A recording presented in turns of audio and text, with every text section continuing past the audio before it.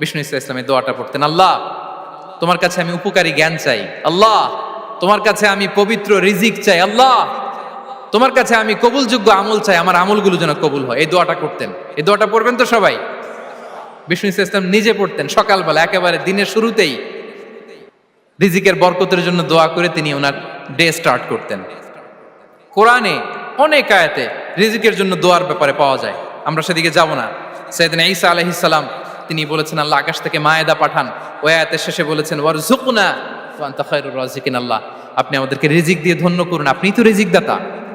আল্লাহ নবী ইব্রাহিম আলাইহিস সালাম তিনি দোয়া করেছেন রব্বি জাআল হাযা বালাদান আমিনা ওয়ারযুক আহলাহু মিনাস সামারাত, আল্লাহ এই জনপদকে মক্কাকে আপনি পবিত্র নগরী, এই নগরীকে আপনি নিরাপদ নগরী করুন, আর এই নগরীর অধিবাসীদেরকে আপনি ফলমূল দিয়ে রিজিক দান করুন। তাহলে নবীরা তারা স্বয়ং রিজিকের দোয়া করেছে।